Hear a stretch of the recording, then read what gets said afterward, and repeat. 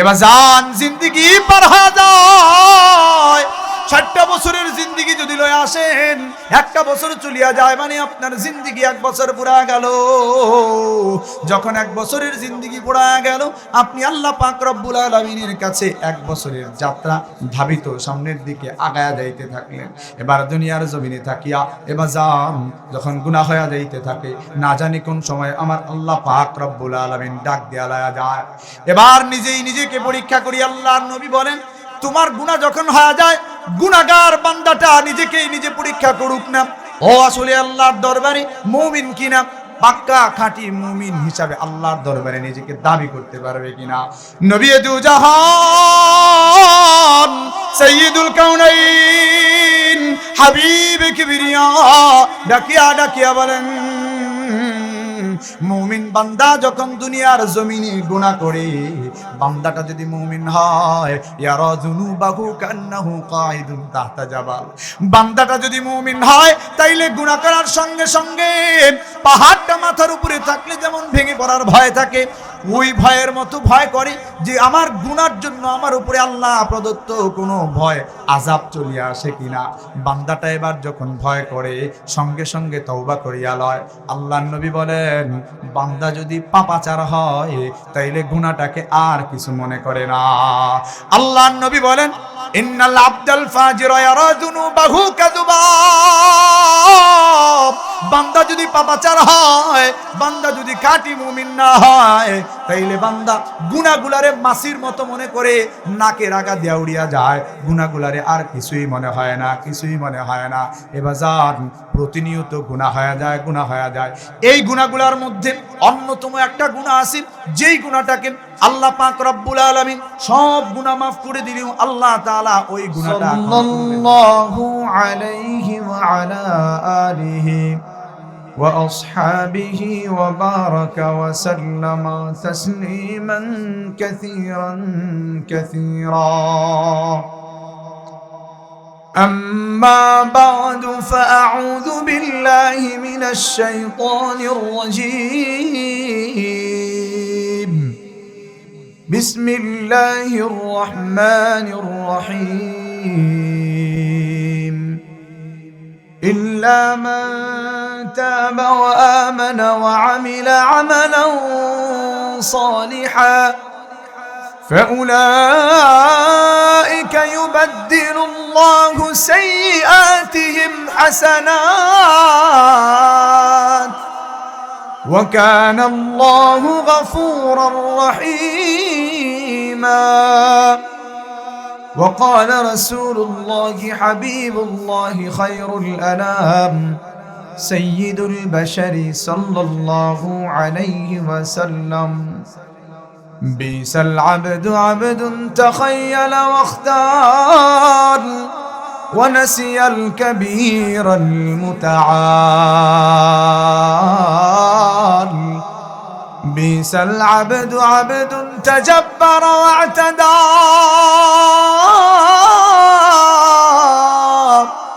ونسي الجبار الأعلى إلى آخر الحديث أو كما قال عليه النبي الصلاة والسلام. এই মুহূর্ত থেকে আমি আপনাদেরকে দিলের কান লাগানোর জন্য বলবো, বাজার আজকের আলোচনাটুকু দেখেন জিন্দিগি পরিবর্তনের মোড় বানানো যায় কিনা। আজকের আলোচনাটুকু নিজের জিন্দিগি পরিবর্তনের জন্য জরিয়া বানানো যায় কিনা। এবার যান কোরআনের মধ্যে আমার আল্লাহ পাক রব্বুল আলামিন ডাকিয়া ডাকিয়া বলেন, যারা দুনিয়ার জমিনে আমি আল্লাহ পাক রব্বুল আলামিনের কাছে খাঁটি দিল নিয়ে তওবা করবে, আমি আল্লাহ পাক রব্বুল আলামিন ওই মানুষগুলোর তওবা কবুল করিয়া লইব। পরিবর্তনে আমি আল্লাহ এমন জিন্দিগি দিব, যেই জিন্দিগিটা দুনিয়ার জমিনেও উত্তম, আখিরাতেও তার জন্য উত্তম হয়ে যাবে। জোরে কোন সুবহানাল্লাহ। এজন্য বাজান দুনিয়ার জিন্দিগিতে আল্লাহ পাক রব্বুল আলামিনকে ভয় করা চাই। দুনিয়ার জিন্দিগিতে শুধুমাত্র টাঙ্গর বাড়ির মানুষগুলো যদি মনে করে আল্লাহ পাক রব্বুল আলামিন মুসলমানের ঘরে জন্ম দিয়েছে, নাম সূত্রে মুসলমান। এই জন্য আল্লাহর দরবারে আর কোনো পরীক্ষা দেয়া লাগবে না। আল্লাহ পাক রব্বুল আলামিন ঈমানের পরীক্ষা আমাদের থেকে লইবে না। এটা যদি কোনো মানুষ মনে করে ভুল করবে।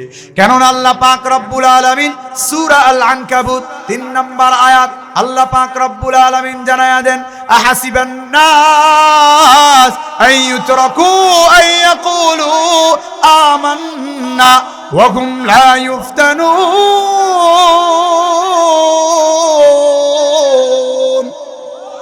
আল্লাহ পাক রব্বুল আলামিন বলেন, গোটা জমিনের মানুষগুলা কি মনে করেছে আমি আল্লাহ পাক রব্বুল আলামিন, ওরা দুনিয়ার জমিনে বসে থেকে বলবে আমরা ঈমান এনেছি, আমরা মুমিন, আমি আল্লাহ তাদের ঈমানের পরীক্ষা লইব না, আমি আল্লাহ পাক রব্বুল আলামিন তাদের ঈমানের পরীক্ষা নেব না।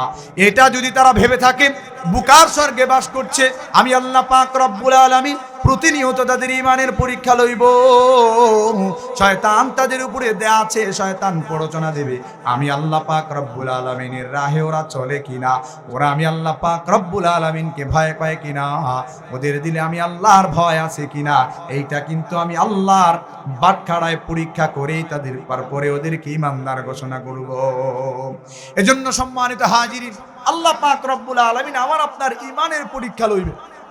এবার মানুষের জাত শত্রু চিরশত্রু শয়তান পিছনে লাগা আছে, এই শয়তান তো প্রতিনিয়ত ধোঁকা দেয়া যায়। মানুষের দিলগুলো দুনিয়ার মায়া মহব্বত দিয়া যখন ভরিয়া গেছে, এই সময়টাতে নবীর মহব্বত আর দিলে জায়গা করতে পারে না, আল্লাহ পাক রব্বুল আলামিনের ভালোবাসার কথাগুলো আর দিলে জায়গা করতে পারে না। এবার আমার আপনার দিলে যখন দুনিয়ার মহব্বত ঢুকিয়া গেছে, বড় মনীষীগণ বলিয়া গিয়েছেন, আদ-দুনিয়া জিবাতুন ওয়া তালিবুহা কিলাব। দুনিয়া হলো ডাস্টবিনের ময়লার মতো, এটার অন্বেষণকারীরা হলো দুনিয়ার কুকুরের মতো। এবার দুনিয়ার জমিনে যখন দুনিয়া অন্বেষণে বেরিয়ে গেলাম, দুনিয়া তলব করার জন্য যখন বেরিয়ে গেলাম, এবার দুনিয়ায় তলব করি, আখিরাতের পুঁজি আর অর্জন হয় না। দুনিয়ার পরীক্ষায় আল্লাহ পাক রব্বুল আলামিনের কাছে ফেল পড়িয়া যাওয়ার উপক্রম। সম্মানিত হাজিরিন, বলছিলাম আজকে গুনাহ সম্পর্কে কিছু আলোচনা করব। এবার জান জিন্দেগি পার হয়ে যায়, 60টা বছরের জিন্দেগি যদি লয়ে আসেন, একটা বছর চলিয়া যায় মানে আপনার জিন্দেগি 1 বছর পুরা গেল। যখন 1 বছরের জিন্দেগি পুরা গেল, আপনি আল্লাহ পাক রব্বুল আলামিনের কাছে 1 বছরের যাত্রা ধাবিত সামনের দিকে আগায়া যাইতে থাকলেন। এবার দুনিয়ার জমিনে থাকিয়া এবার যান যখন গুনাহ হয়ে যাইতে থাকে, না জানি কোন সময় আমার আল্লাহ পাক রব্বুল আলামিন ডাক দিয়া লয়া যায়। এবার নিজেই নিজেকে পরীক্ষা করি। আল্লাহর নবী বলেন, তোমার গুনাহ যখন হয়ে যায়, গুনাহগার বান্দাটা নিজেকেই নিজে পরীক্ষা করুক না, ও আসলে আল্লাহর দরবারে মুমিন কিনা, পাক্কা খাঁটি মুমিন হিসাবে আল্লাহর দরবারে নিজেকে দাবি করতে পারবে কিনা। নবী দু জাহান সাইয়্যিদুল কাউনাইন হাবিব কিবরিয়া ডাকিয়া বলেন, মুমিন বান্দা যখন দুনিয়ার জমিনে গুনাহ করে, বান্দাটা যদি মুমিন হয়, ইয়ারা যুনুবাহু কান্নাহু কাইদুন তাহতা জাবাল, বান্দাটা যদি মুমিন হয় তাইলে গুনাহ করার সঙ্গে সঙ্গে পাহাড়টা মাথার উপরে থাকলে যেমন ভেঙে পড়ার ভয় থাকে, ওই ভয়ের মতো ভয় করে যে আমার গুনার জন্য আমার উপরে আল্লাহ প্রদত্ত কোনো ভয় আযাব চলিয়া আসে কিনা। বান্দাটা এবার যখন ভয় করে সঙ্গে সঙ্গে তওবা করিয়া লয়। আল্লাহর নবী বলেন, বান্দা যদি পাপাচার হয় তাইলে গুনাহটাকে আর কিছু মনে করে না। আল্লাহর নবী বলেন, ইন্নাল আবদাল ফাজিরা ইয়ারা যুনুবাহু কাযুবাব। বান্দা যদি পাপাচার হয়, বান্দা যদি খাঁটি মুমিন না হয়, তাইলে বান্দা গুনাহগুলারে মাছির মতো মনে করে নাকে রাগা দিয়া উড়িয়া যায়, গুনাহগুলারে আর কিছুই মনে হয় না, কিছুই মনে হয় না। এবার যান প্রতিনিয়ত গুনাহ হয়ে যায়। এই গুনাহগুলার মধ্যে অন্যতম একটা গুনাহ আছে, যেই গুনাহটাকে আল্লাহ পাক রব্বুল আলামিন সব গুনাহ মাফ করে দিলেও আল্লাহ তাআলা ওই গুনাহটা ক্ষমা করবেন না। ওয়ালা রাসূলুল্লাহি সাল্লাল্লাহু আলাইহি ওয়াসাল্লাম, এবার যান আজকের এইখানে বসিয়া দেখেন তো জিন্দিগির সাথে মিলানো যায় কিনা, ওই গুণাগুলো আমাদের মধ্যে আছে কিনা। কবরটা বড় ভয়ঙ্কর রে বাজান। আজকের এই আলোচনাটুকু নিজের জিন্দিগির পরিবর্তনের মোড় বানানো যায় কিনা। নবী দু জাহান সাইয়্যিদুল কাউনাইন হাবিব কিবরিয়া ডাকিয়া ডাকিয়া বললেন, কুল্লু উম্মতি মুআফা, আমার সব উম্মতকে আমার আল্লাহ পাক রব্বুল আলামিন ক্ষমা করিয়া দিবেন, কিন্তু একটা শ্রেণী, ইল্লাল মুজাহিরিন, মুজাহির যারা, তাদেরকে আল্লাহ ক্ষমা করবেন না। বাইরের চাষটল কালকেও থাকবে, বাইরের জিলাপির দোকান আগামীকালকেও থাকবে, বাইরের সব পরিবেশ আগামীকালের জন্য থাকবে। এবার যান, এই গুরুত্বপূর্ণ আলোচনাটুকু না আগামীকাল আর থাকবে না, নিজের জিন্দিগির সাথে মিলানোর চেষ্টা করেন। আল্লাহর নবী বলেন, আমার সব উম্মতকে আমার আল্লাহ ক্ষমা করে দিলেও মুজাহির যারা, তাদেরকে ক্ষমা করবে না। এবার মুজাহির কারা? সাহাবায়ে কেরাম বুঝতে পারলেন না।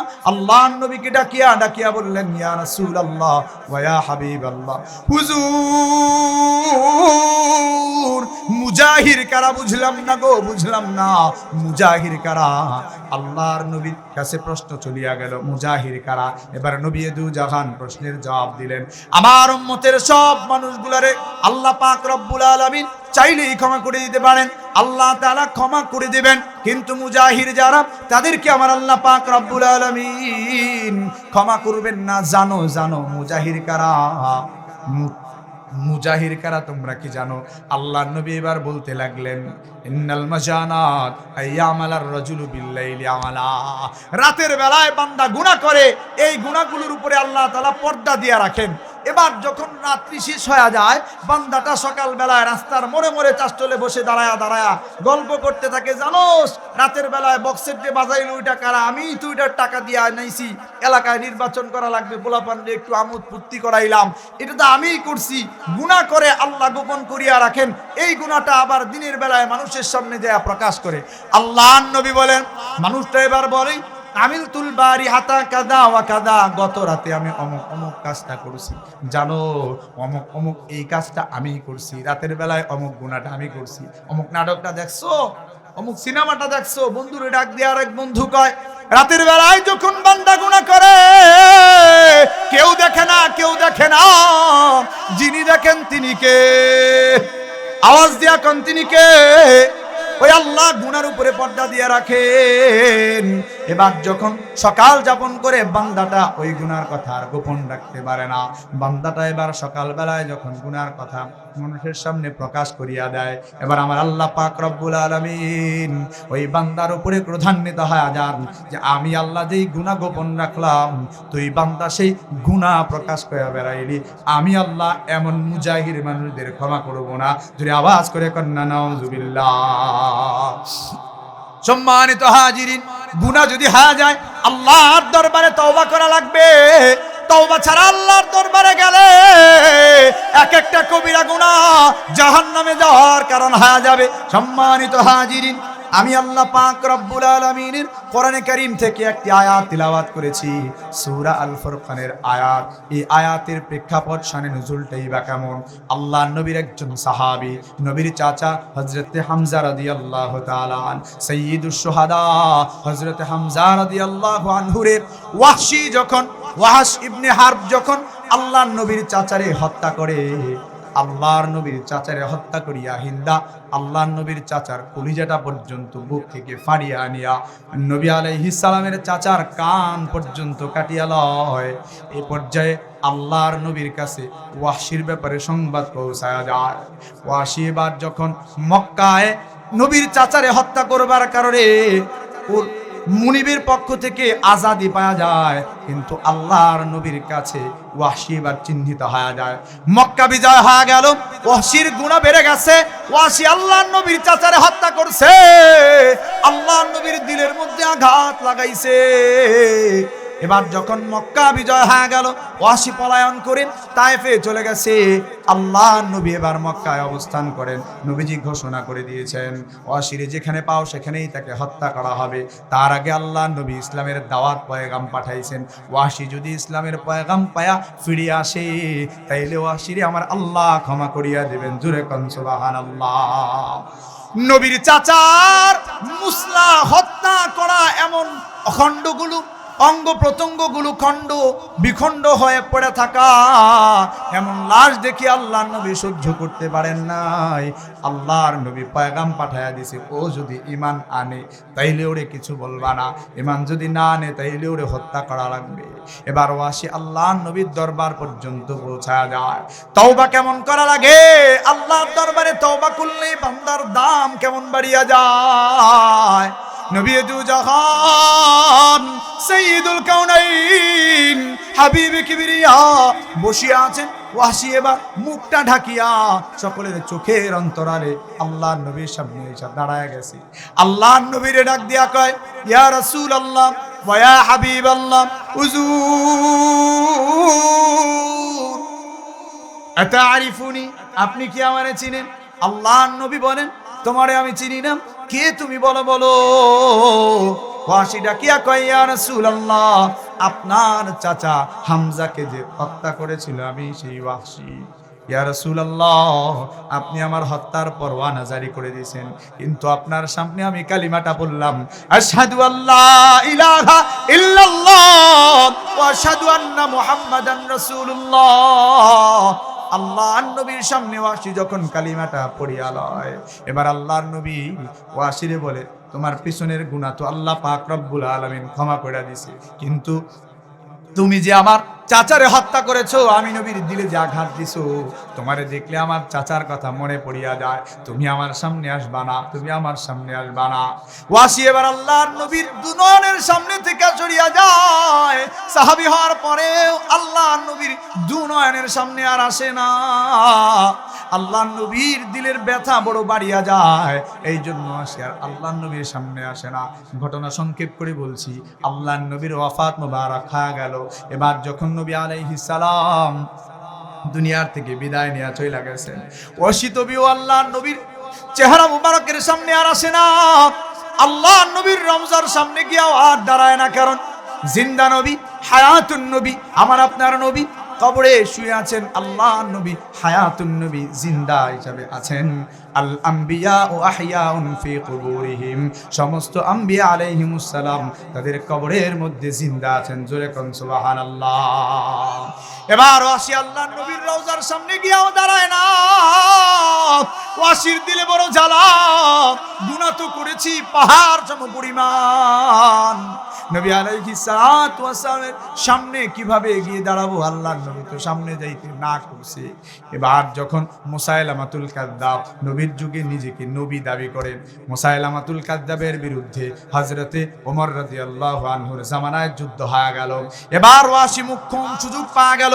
মুসাইলামাতুল কাযযাব মিথ্যা নবুয়তের দাবিদার, আল্লাহর নবীর জামানায় এমন মানুষ যে মিথ্যা নবুয়তের দাবি করেছে, এই মানুষটারে হত্যা করবার জন্য টার্গেট লইয়া ওয়াসি এবার খঞ্জর লইয়া মুসাইলামাতুল কাযযাবকে হত্যা করার জন্য যুদ্ধের ময়দানে ছুটিয়া যায়। এবার যখন মুসাইলামাতুল কাযযাবকে খঞ্জর দিয়ে আঘাত করিয়া ওয়াসি যখন হত্যা করিয়া লয়, এবার তরবারিটা উত্তোলন করিয়া ডাক দিয়া কয়, যুদ্ধের ময়দানের মুসলমানরে ডাকিয়া, মুসলমানের দল শুনো, আমার এই খঞ্জরটা দিয়া আল্লাহর নবীর চাচারে আমি হত্যা করেছিলাম, আজকে আমি আমার এই খঞ্জরটা দিয়া মুসাইলামাতুল কাযযাব, দাজ্জাল, দাজ্জালুনা কাযযাবুনা, আল্লাহর নবীর পরে যারা মিথ্যা নবুয়তের দাবি করে, ওরা ভণ্ড, ওরা প্রতারক। নবী বলেন ওরা দাজ্জাল। বর্তমান জামানায় আছে গোলাম আহমদ কাদিয়ানী, গোলাম আহমদ কাদিয়ানীর অনুসারীরা। আমরা বলতে চাই, নবীর পরে নবী নাই, সংসদে আইন চাই। কথা কণ্ঠে কিনা? নবীর পরে নবী নাই, সংসদে আইন চাই। যারা আমার নবীর পরে, যারা নিজেদেরকে নবী দাবি করে আর ওই নবীর অনুসরণ যারা করে, আমরা বলতে চাই এমন মানুষ দুনিয়ার জমিনে কাফের, সংসদে আইন পাস করে ওদেরকে কাফের বানাইতে হবে। চিল্লা কোন কথা বলেন ঠিক কিনা? সম্মানিত হাজিরিন, বলছিলাম এবার মুসাইলামাতুল কাযযাবকে হত্যা করিয়া ওয়াসি এবার দাঁড়ায় যায়। আল্লাহর নবীর এই সাহাবীটা এবার দিলের বোঝাটা কিছু লাঘব করতে পারছে, এরপর আল্লাহর নবীর রওজার সামনে গিয়া দাঁড়ায় না। মুসাইলামাতুল কাযযাবরে হত্যা করার পরে বর্ণনার কিতাবে পাওয়া যায়, কোন এক রাতের বেলায় নবী দু জাহান সাইয়্যিদুল কাউনাইন ওয়াহশির স্বপ্নের ভিতরে আসিয়া গেছে। জোরে কোন চিল্লা কোন সুবহানাল্লাহ। ওয়াহশিরে আল্লাহর নবী ডাকিয়া কয়, ওয়াহশিরে আমার চাচারে তুমি হত্যা করেছিলা, আমি নবীর দিলে আঘাত লাগাইছিলাম। তুমি মুসাইলামাতুল কাযযাব রে হত্যা করিয়া, মিথ্যা নবুয়তের দাবিদার রে হত্যা করিয়া তুমি আমার দিলটা খুশ করে দিছো। আমার রওজার কাছে কিনারায় কেন আসো না? জোরে কন্যা সুবহানাল্লাহ। এজন্য গুনাহ হয়ে গেলে গুনাহের প্রায়শ্চিত্ত করা চাই, আল্লাহর কাছে ক্ষমা চাওয়া লাগবে। কোন সময় বাজান মরিয়া যায়, আল্লাহর নবীর মহব্বত নিয়ে আল্লাহর কাছে যায় দাঁড়ানো লাগবে। গুনাহ অবস্থায় গিয়া দাঁড়াইলে আল্লাহ তাআলা কিন্তু ক্ষমা করবেন। এজন্য সম্মানিত হাজিরিন, আপনাদেরকে ডাকিয়া ডাকিয়া খুব সংক্ষেপ আল্লাহর নবীর মহব্বতের কথা আপনাদের দিলে জানি না আমি আজকে উঠায়া দিয়া যাইতে পারবো কিনা বাজান, কিন্তু বলিয়া যাই প্রকৃত মুমিন হইতে গেলে আল্লাহর নবীর ভালোবাসায় দিলটা পরিপূর্ণ রাখা লাগে। এ যুবক যে এখানে বসিয়া বসিয়া হাসো, তোমারে ডাক দিয়া বলিয়া যাই তোমার দিলে যদি আমার নবীর ভালোবাসা মহব্বত পরিপূর্ণ না থাকে, পূর্ণাঙ্গ মুমিন হইতে পারবা না। কোরআন সাক্ষী, সূরা আল আহজাব আয়াত নাম্বার 6 আল্লাহ পাক রব্বুল আলামিন বলেন, আন-নাবিয়্যু আওলা বিল মুমিনিনা মিন আনফুসিহিম। তোমার আমার নবী আমার আপনার দিলে কেমন জায়গা দেওয়া লাগবে, নবীরে কেমন ভালোবাসা লাগবে। আল্লাহ বলেন তোমার জানের চাইতেও বেশি তোমার নবীরে ভালোবাসা লাগবে। মালের কথা বলেন নাই, সন্তানের কথা বলেন নাই, নিজের জানের কথা বলেছেন। কেন জানেন? কেন জানেন? প্রবাদ আছে, চাচা আপন জান বাঁচা। গত 3টা সপ্তাহ আগে যখন ভূমিকম্প হয়ে গেল, আমরা দেখেছি ঢাকার কোনো একটা সুপার শপিং মলে বাপ তার সন্তানকে লইয়া যখন শপিং করতে গেছে, ভূমিকম্পের আঘাতে শুক্রবারের সকালবেলা 10:30 পুরো বাংলাদেশ কাঁপিয়া উঠলো। বাপ এবার নিজের জানটাকে বাঁচাবার জন্য নিজের জানের মায়ায় পড়িয়া সন্তানকে শপিং মলের ভিতরে রাখিয়া বাপ বাইরে একটা দৌড় দিছে। জাতীয় পত্রিকাগুলাতে নিউজ হয়েছে, পত্র পত্রিকায় দেখানো হয়েছে। যদি আওয়াজ করে কোন কথা ঠিক কিনা? এবার বাপ নিজের সন্তানকে ভুলিয়া যায়। ভূমিকম্পের সামনে বাপ তার সন্তানকে মনে রাখতে পারে না। প্রমাণ হয়ে গেল নিজের জান আগে বাঁচানো লাগবে। এই জন্য বাপ কলিজার টুকরা সন্তানকে রাখিয়া সামনের দিকে দৌড় দেয়, পালায়। এজন্য বাজান আপনাদের বলিয়া যায়, নিজের জানটা নিজের কাছে যেমন প্রিয়, আল্লাহ পাক রব্বুল আলামিন বলেন তোমার জানের চাইতেও তোমার নবী তোমার কাছে প্রিয় হওয়া লাগবে। নবীরে কেমন ভালোবাসা লাগে। সম্মানিত হাজিরিন, সংক্ষেপ করে বলিয়া যায়, আল ইসাবা ফি তাময়িজিস সাহাবা এই কিতাবের মধ্যে আল্লামা ইবনে হাজার আসকালানী রাহিমাহুল্লাহ, আল্লামা সাফিউল্লাহ মুবারকপুরী রাহিমাহুল্লাহ ওনার বিখ্যাত সিরাত গ্রন্থ আর রাহিকুল মাখতুমের মধ্যে লিখিয়া দেন নবী প্রেমের দৃষ্টান্ত সাহাবায়ে কেরাম কেমন উপস্থাপন করেছেন। আল্লাহর নবীর একজন বিখ্যাত সাহাবী, আনসারী সাহাবী, নাম তার সাদ ইবনুর রবি রাদিয়াল্লাহু তাআলা আনহু। আল্লাহর নবীর এই সাহাবীর ধন সম্পদ ছিল, টাকা পয়সা প্রভাব প্রতিপত্তি কোনো দিক দিয়ে কম ছিল না। উহুদের প্রান্তরে আল্লাহর নবী যাবেন, সাহাবায়ে কেরামের সংখ্যা অনেক কম। আল্লাহর নবী ডাক দিয়া কইছে, সাদ রে, উহুদের প্রান্তরে মক্কার কাফেরেরা চলে আসছে, ওরা সংখ্যায় অনেক বেশি। সাদ, তোমার তো অনেক টাকা পয়সা আছে, তোমার তো ধন দৌলত আছে, তোমার প্রভাব প্রতিপত্তি আছে, আমি নবীর ভালোবাসা কি তোমার দিলে পরিপূর্ণ আসেনি? পরীক্ষা দেয়া লাগবে। সাদ রে, আমি নবীর এক কথায় তুমি তোমার জানটা কি বিলায়া দিতে পারবা? হযরতে সাদ রাদিয়াল্লাহু আনহু লাব্বাইকা ওয়া সাদাইকা ইয়া রাসূলুল্লাহ বলিয়া উহুদের প্রান্তরে চলে গেলেন। ঘটনা আপনারা জানেন, আল্লাহর নবীর হেলমেটের একটা লোহা নবী আলাইহিস সালামের কপালের ভিতরে ঢুকিয়া যায়, আল্লাহর নবীর গাল মুবারকে ঢুকিয়া যায়, দান মুবারক শহীদ হয়ে যায়। নবী আলাইহিস সালাম এবার পড়িয়া গেছেন বেহুশ হইয়া।